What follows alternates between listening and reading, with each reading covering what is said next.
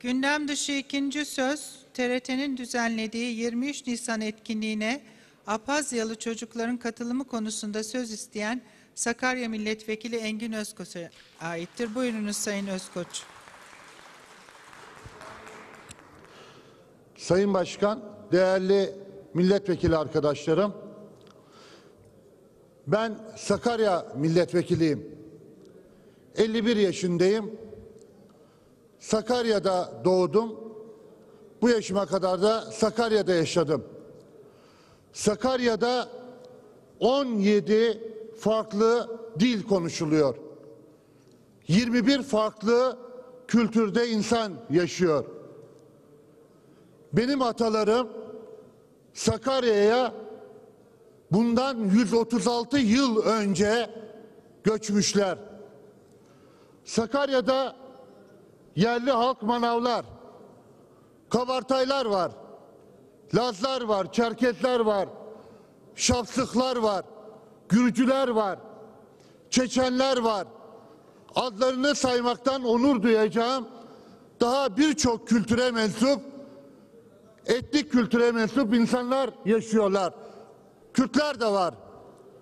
Bunca yıldan beri Sakarya'da kardeşçe yaşadık. Hiç birbirimize kötülüğümüz dokunmadı. Birbirimize kurşun sıkmadık. Birbirimizi kucakladık.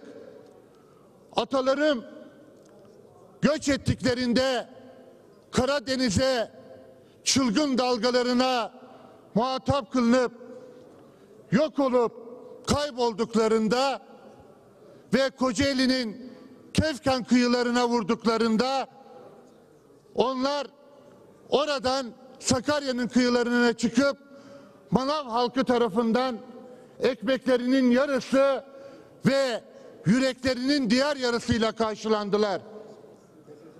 Bugün 23 Nisan Ulusal ve Egemenlik Bayramı'nda TRT tarafından Türkiye'ye çağırdılar. Kan grupları istendi.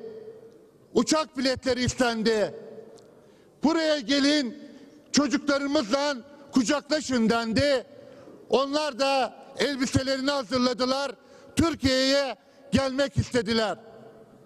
Ama Türkiye Dışişleri Bakanlığı bizden izin almadan Türkiye'ye gelemezsiniz deyip Abhaz çocuklarını elinin tersiyle reddettiler.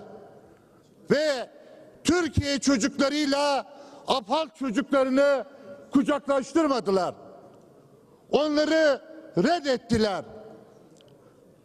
Daha sonra bu da yetmiyormuş gibi Türkiye Dışişleri Türkiye'deki tüm belediyelere bir yazı yazıp da Abhazya'dan gelen talepleri bundan sonra Dışişleri Bakanlığı'na sormadan kabul etmeyin diye yazı yazdı.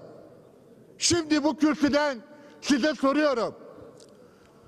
Türkiye'de kurucu unsur olarak sadece Türk ve Kürt halkları muhatap kılınacaktır diyenler, Sakarya'da yaşayan Lazları, Manavları, Çerkezleri, Kürtlerin diğer unsurlarını, Abhazları reddediyorlar.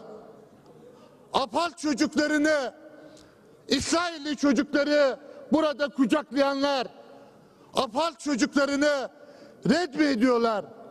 Onları bu unsurların neresine koyuyorlar? Abhaz çocukları bize soruyorlar. Biz elimizde Türk bayraklarıyla neden kardeşlerimizle kucaklaşamıyoruz diye. Onlara verecek cevap bulamıyoruz. Sizin verebilecek bir cevabınız var mıdır gerçekten? Soruyorum size. Ben ilk defa Türkiye Büyük Millet Meclisi'nde kendimi yalnız hissediyorum. Çocuklarımıza verecek bir cevap bulamıyorum. Sizin bana söyleyecek bir cevabınız varsa ben onu çocuklarımıza söylemek istiyorum. Dışişleri'nin bu talebine rağmen Abhaz çocukları Türkiye'ye gelecekler. Ellerinde Türk bayrakları olacak. Sizin bizi tanımanız önemli değil. Kimi tanıdığınız önemli değil. Bizi tanımanız önemli. Çocuklarımızı tanımanız önemli. Ve çocuklarımıza karşı verdiğiniz cevaptan dolayı utanıyorum. Sizlere karşı verilecek cevabı çocuklarımız Türkiye'de size rağmen verecek. Teşekkür ederiz Sayın Özkoç.